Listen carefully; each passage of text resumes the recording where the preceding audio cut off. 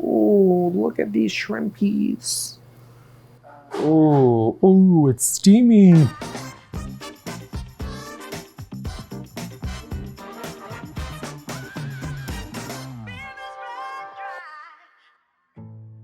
Hello everybody, I'm Eddie from Eddie's Grocer, the first ever Middle Eastern and Lebanese market right here in North Brooklyn. And we are in the grocer today talking all about spices. And today we're gonna talk about Aleppo pepper, something that hasn't made it mainstream yet, but I know it's gonna get there soon.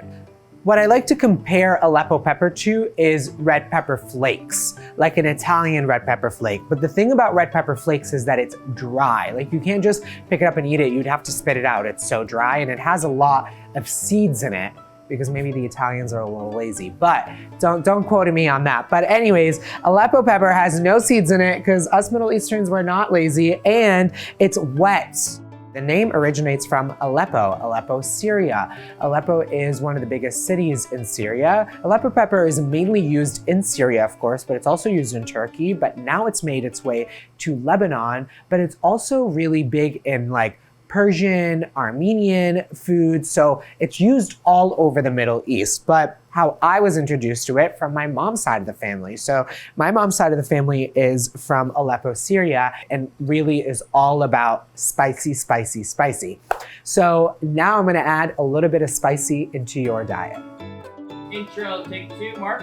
Well, wait, I need the stovetop for this.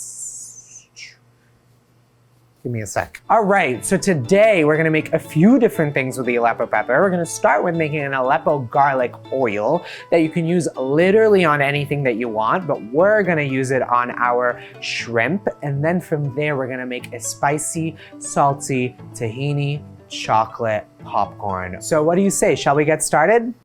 All right, so we're gonna start by making our Aleppo garlic oil.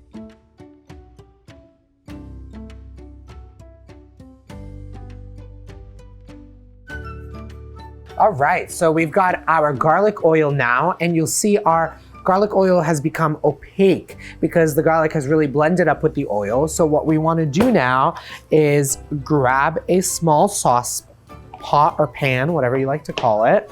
Got one right over here, and I'm gonna pour the garlic oil right in there, and we're gonna set that on medium to high heat.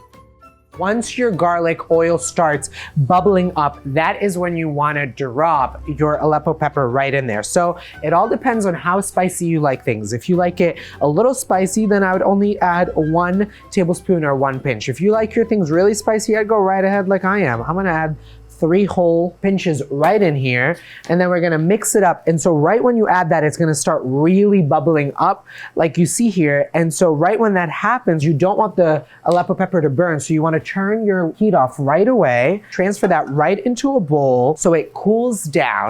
And I mean, look at that gorgeous, gorgeous, flaming hot red oil. I mean, that color screams spicy to you, but it also screams gorgeous. And like, I just want to use this on everything. I mean, you can add this to a dressing if you want. You can paint it on a bread to make some Aleppo garlic bread, or what we're about to do with some shrimp. This recipe is so easy, anybody can make it, truly. And honestly, it takes like 5 minutes. So we're gonna salt our shrimpies.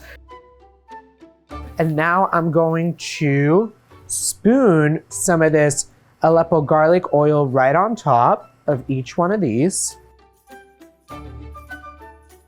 So I'm going to brush the shrimp with the garlic Aleppo oil, just like that. And you want to evenly brush them, and even like flip them to the other side and brush them on the other side as well. And look at that, we've painted these beautifully. You can pop them on your grill, you can pop them in the oven or air fryer for like 5 to 6 minutes, and then they'll be ready to eat. All right, so our shrimp are ready and out of the oven. And I mean, look at how gorgeous these look with that Aleppo peppers kind of like crunched up on the shrimp. So now that they're done, I'm just going to put a little bit more of the garlic Aleppo oil on top. And then I think just a little squeeze of lemon, because you know we like to keep it zesty here. And then I think we're rocking and rolling to taste these shrimpies. Oh yeah. See, I grew up We couldn't eat any seafood without lemon on it. Fish, shrimp, squid, whatever you call it, we have to put lemon on top. And I feel like the acidity brings out the fish flavor. I think it really, really takes it to that level that you want. Yum. This is so good. It's great on top of a salad, great with some rice. I mean, you can have it so many ways. And also what I love about the shrimp is that you can eat it cold, especially in the summer if you're going to do a picnic or something like that. You can make that ahead and you can serve it cold. It does not have to be warm, but make sure to squeeze some lemon juice on it right when it comes out of the oven so it absorbs that citrusy flavor. Okay, are you guys ready? We're gonna make some spicy, salty chocolate popcorn. This is a little recipe I came up with in the middle of quarantine when I was bored out of my mind. And I bought one of these fun air popcorn makers online. And I was like, you know what, let's start experimenting with popcorn. So this is what I came up with. So what we're gonna do is we're making a double boiler right here, which is bringing water up to a boil with a bowl right on top. So then the chocolate doesn't burn. And we're gonna let that melt slowly. I mean, you can obviously put this in the microwave, but then it's so much better when you have full focus and eyes on the chocolate so it doesn't burn, but then it's also easy to mix in other things into it. And I mean, chocolate melts so fast in a double boiler, it takes no time. So while this is melting, I'm going to add a few things to it. First, we're gonna add some kosher salt. So I'm gonna add about 2 teaspoons of this, I would say, or a tablespoon. We're gonna add some Aleppo pepper. So again, this is spicy, so you can add as much or as little as you want. I'm going to add 2 big pinches to make this extra spicy. Now let's check on the chocolate. And you'll see little specks in there. That's not from the chocolate, that's from the Aleppo pepper. So now, you know, normally when you're making a ganache like this, you have to add some fat into it. You would add some butter or some heavy cream, but instead we're keeping this Middle Eastern and adding some tahini in there. So what I'm gonna do is scoop up 3 spoonfuls of tahini right into here. Okay, make sure you're using a towel when using a double boiler because you don't want to burn your hand. So now we're gonna swirl the tahini into the chocolate, and you'll see the fat from the tahini is kind of making this chocolate so much smoother and easier to work with. And see, this is the consistency that we're looking for. This is a perfect spicy, salty chocolate ganache. All right, so we're gonna turn this heat down on low and we're gonna pop some popcorn in the meantime. Okay, so we've got our popcorn popped, and now what we're gonna do is drizzle some of that silky smooth, spicy ganache on top of here. So again, grab a towel. I almost just burnt my hand. So we're gonna, I just got a popcorn stuck. Okay, so we're gonna take it off the heat, place it right next to the bowl, give it another mix, and now we're gonna drizzle this right on top of the popcorn.